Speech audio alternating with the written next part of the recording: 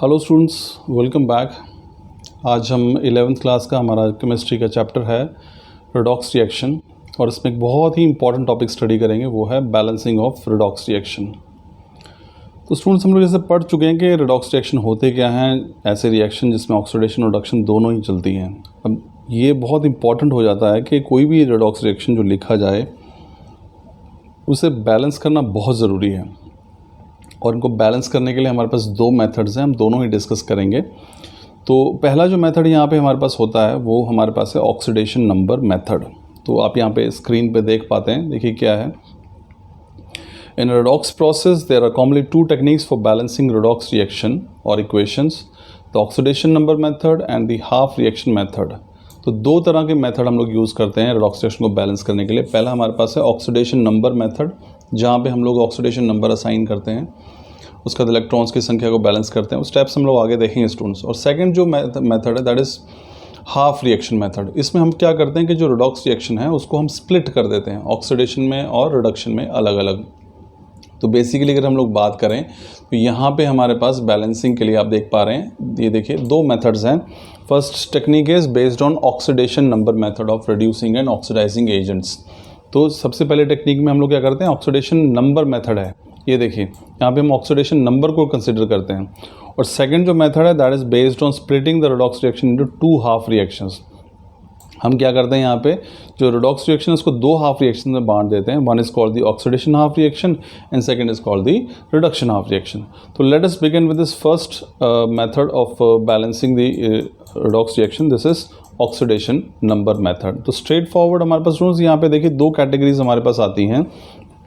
ये जो oxidation number method है, अब ये दो प्रकार के मीडियम में हम रिएक्शंस को स्टडी करते हैं, या तो मीडियम एसिडिक हो या फिर मीडियम बेसिक हो। तो दोनों के लिए थोड़ा सा डिफरेंस है, वो हम देखेंगे। तो चलिए हम लोग सबसे पहले स्टार्ट करते हैं।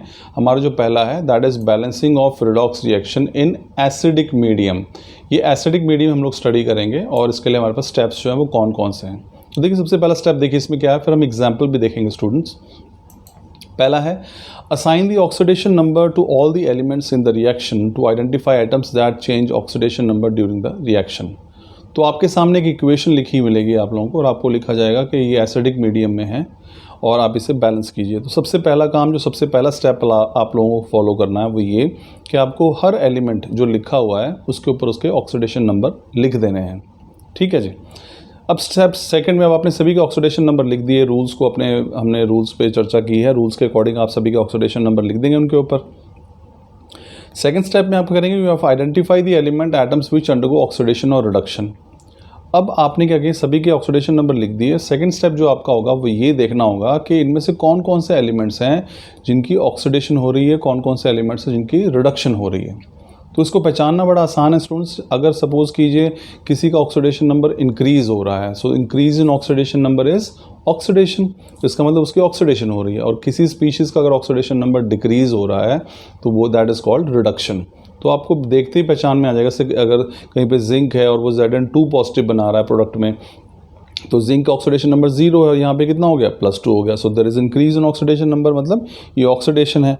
इसी प्रकार से मान लीजिए हमारे पास कोई Cu2 पॉजिटिव है और वो Cu बना रहा है, तो वो क्या होगा, 2 पॉजिटिव से 0, तो वो डिक्रीज हो गया ऑक्सीडेशन नंबर में, तो ये रिडक्शन है। तो आपने क्या करना है, सबसे पहला स्टेप है सभी के ऑक्सीडेशन नंबर लिखिए और फिर उन स्पीशीज़ की पहचान कीजिए जो या तो जिनकी ऑक्सीडेशन हो रही है या फिर उनकी रिडक्शन हो रही है। चलिए अब तीसरे स्टेप पे आते हैं स्टूडेंट्स हम लोग। स्टेप 3 क्या है, after balancing atoms that have undergone oxidation and reduction, balance charge by cross multiplication. अब आपने क्या करना है कि जो स्पीशीज़ जिनकी ऑक्सीडेशन और रिडक्शन हो रही है उनको दोनों साइड पे बैलेंस कर दीजिए। मान लीजिए लेफ्ट पे अगर Zn2 Zn है और राइट साइड पे केवल Zn है, तो वहाँ भी 2 लगा दीजिए। तो आपने क्या करना है, जब आपने ऑक्सीडेशन रिडक्शन को आइडेंटिफाई कर लिया कौन कौन हो रहे हैं, तो आपने उन एटम्स को बैलेंस करना है, उनके नंबर्स को इक्वेट करना है जो या तो ऑक्सीडाइज हो रहे हैं या फिर रिड्यूस हो रहे हैं। ठीक है। अब क्या करना है नेक्स्ट स्टेप में, आपने balance all other atoms except oxygen and hydrogen. अब आप क्या कीजिए, उसके अंदर मे भी कोई ऐसा एलिमेंट भी हो जो और इसके अलावा हो, तो उन सभी को बैलेंस कर दीजिए। केवल आप किसको छोड़ेंगे, ऑक्सीजन और हाइड्रोजन को। उन स्पीशीज़ को छोड़ दीजिए जिसमें ऑक्सीजन या फिर हाइड्रोजन आ रहा हो, बाकियों को आप जो है बैलेंस कर दीजिए। अब आपके अन्य क्या करना है, now add water to balance oxygen अब आपने क्या करना है कि जिस साइड में ऑक्सीजन ज़्यादा है, मान लीजिए एक साइड में ऑक्सीजन ज़्यादा है, दूसरी साइड में कम है, तो जिस साइड में ऑक्सीजन कम है उस साइड में आपको उतने ही वाटर मॉलिक्यूल्स ऐड करने हैं। ये एसिडिक मीडियम के लिए स्टूडेंट्स ध्यान रखिएगा। क्या किया आपने, तो आपने क्या किया, ऑक्सीजन देखेंगे आप, जिस एक साइड ऑक्सीजन ज़्यादा है और एक साइड ऑक्सीजन कम है, तो उस साइड जिस साइड ऑक्सीजन कम है वहाँ पे उतने ही वाटर मॉलिक्यूल्स ऐड कर दीजिए। ठीक है, अब क्या कीजिए, by adding H plus molecule to the reactant और product you can make the number of hydrogen atoms in the expression on both the side equal. अब उसके अपोजिट साइड, जिस साइड आपने वाटर ऐड किया है उसके अपोजिट साइड आप जो है H पॉजिटिव ऐड कर दीजिए ताकि हाइड्रोजन की संख्या जो है वो भी बैलेंस हो जाए। तो ये हमारे पास मेथड है स्टूडेंट्स। एक बार दोबारा देखिए इसको, हमने क्या देखा इसमें।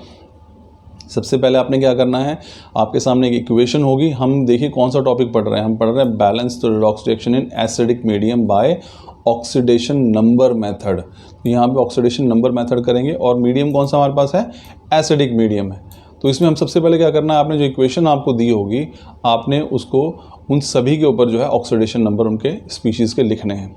दूसरा काम है आपने उन स्पीशीज़ को आइडेंटिफाई करना है जिनमें या तो ऑक्सीडेशन हो रहा है या फिर रिडक्शन हो रही है।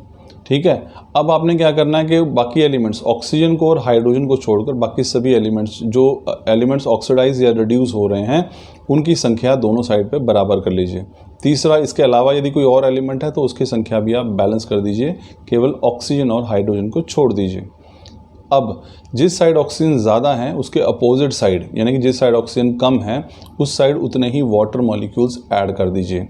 अब इसमें वाटर के साथ हाइड्रोजन भी ऐड हो गया है तो इसलिए उसके अपोजिट साइड पे उतने ही H पॉजिटिव आयन भी ऐड कर दीजिए। इस प्रकार से आप इक्वेशन को बैलेंस कर पाएंगे। चलिए एक छोटा सा एग्जांपल से इसको समझते हैं स्टूडेंट। हमारे पास ये रिएक्शन देखिए, हमारे पास क्या है, balance the redox reaction in acidic medium by oxidation number method. और आपके पास हमारे पास रिएक्शन क्या है, P प्लस HNO3, ये हमारे पास प्रोडक्ट बना रहा है HPO3, NO और H2। तो हमारे पास सबसे पहला स्टेप देखिए हमारे पास क्या है स्टूडेंट्स, मैंने आपको बताया था कि हमने क्या करना है। सबसे पहले स्टेप में you have to write the oxidation number of all the species. अब हमारे पास फॉस्फोरस का ऑक्सीडेशन नंबर 0 है, हाइड्रोजन का +1 है, नाइट्रोजन का +5 है, ऑक्सीजन का -2 है। इसी प्रकार यहाँ पे +1 +5 -2 +2 -2 और इस तरह से सभी का हमने स्पीशीज़ जो है वो यहाँ पे लिख लिया है। तो सभी का ऑक्सीडेशन नंबर लिख लिया। अगर आप इसको ध्यान से देखेंगे तो स्टूडेंट आप पाएंगे कि यहाँ पे दो चीज़ें हैं, दो स्पीशीज़ ऐसी हैं जिनकी ऑक्सीडेशन या रिडक्शन हो रही है। तो सेकंड स्टेप हमारे पास क्या था, हमने उन स्पीशीज़ को फाइंड आउट करना था जिनकी ऑक्सीडेशन या रिडक्शन हो रही है। तो यहाँ पे देखिए फॉस्फोरस है, इसका ऑक्सीडेशन नंबर पहले 0 था और यहाँ पे कितना हो गया, +5 हो गया। तो इसका मतलब यहाँ पे इसकी ऑक्सीडेशन हो रही है। सिमिलरली HNO3 की अगर हम बात करें, यहाँ पे +5 था और यहाँ पे +2 हो गया, तो ये रिडक्शन हो गई है। तो यहाँ पे दो स्पीशीज़ हैं, फॉस्फोरस जो कि ऑक्सीडाइज, इसमें ऑक्सीडेशन हो रही है, और दूसरा नाइट्रिक एसिड, इसमें नाइट्रोजन की रिडक्शन हो रही है। अब हमने क्या करना है, बैलेंस करना है दोनों साइड पे इनके नंबर्स को जिनकी ऑक्सीडेशन या रिडक्शन हो रही है। तो देखिए यहाँ पे लेफ्ट साइड पे फॉस्फोरस को हमने बैलेंस करना है। फॉस्फोरस लेफ्ट साइड पे भी 1 है स्टूडेंट्स, और अगर आप राइट साइड पे देखेंगे तो यहाँ पर भी 1 है। तो इसे हमें अलग से बैलेंस करने की आवश्यकता नहीं है। ठीक उसी प्रकार से अगर आप यहाँ पे देखेंगे, यहाँ पे लेफ्ट साइड पे नाइट्रोजन जो है वो 1 है और राइट साइड पे भी नाइट्रोजन जो है वो 1 है। तो इसका मतलब यहाँ पे हमें नाइट्रोजन को भी बैलेंस करने की आवश्यकता जो है वो नहीं है। तो यहाँ देखेंगे there is increase in oxidation number of phosphorus from 0 to +5 which is increase of 5 oxidation number, and there is decrease in oxidation number of from +5 to +2 which is decrease in 3। तो फॉस्फोरस के case में oxidation number +5 increase हो रहा है, मतलब oxidation हो रही है। नाइट्रोजन के केस में ये +5 से +2 आ रहा है, मतलब 3 पे डिक्रीज़ हो रहा है।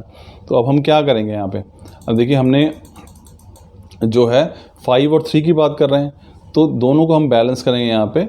तो जो फॉस्फोरस है वो 5, ठीक है ना, और जो नाइट्रोजन है वो 3। तो हमारे पास यहाँ पे दोनों क्रॉस मल्टीप्लाई करेंगे।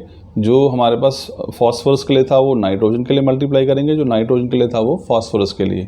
तो नाइट्रोजन 3 था तो यहाँ फॉस्फोरस को 3 से मल्टीप्लाई कर दिया है। फॉस्फोरस 5 था, यहाँ पे नाइट्रोजन को जो है वो 5 से मल्टीप्लाई कर दिया है, और दोनों जो है हमने इनको इक्वेट कर दिया है। तो अब हम क्या करेंगे, balance all other atoms except oxygen and hydrogen. तो देखिए लेफ्ट साइड पे 3 फॉस्फोरस है, राइट साइड पे 3 फॉस्फोरस है, बैलेंस हो गया है। राइट साइड पे 5 नाइट्रोजन है, और यहाँ पे जो लेफ्ट साइड पे 5 नाइट्रोजन है, और यहाँ राइट साइड पे भी 5 नाइट्रोजन है। तो ये ऑलरेडी बैलेंस्ड है। अब बात करते हैं यहाँ पे ऑक्सीजन की। तो ऑक्सीजन और हाइड्रोजन को देखिए, अब अगर आप लेफ्ट साइड पे देखेंगे यहाँ पे, तो यहाँ पे हमारे पास कितने हैं, 5 3 15 ऑक्सीजन है, और यहाँ पे 9 है, 9 + 5 कितने हो गए हमारे पास, 14 हो गए टोटल हमारे पास, से 15 यहाँ पे हो गए हैं, ठीक है ना। तो यानी कि ये भी add water to balance the oxygen, तो हमें यहाँ पे बैलेंस करने की आवश्यकता नहीं पड़ेगी क्योंकि ऑलरेडी जो है ये बैलेंस्ड है हमारे पास। अब चूँकि दोनों साइड बैलेंस हो गए तो हमें वाटर भी यहाँ पे H+ भी किसी तरफ ऐड करने की आवश्यकता नहीं है। तो स्टूडेंट्स ये इस तरह से हमारे पास ये रिएक्शन है 3P5HNO3 3H3 HPO3 5NO H2O। तो ये हमारे पास एक बैलेंस्ड इक्वेशन है। तो ये है method of balancing the redox reaction using oxidation number in acidic medium. तो आई एम श्योर आपको समझ में आया होगा। Thank you.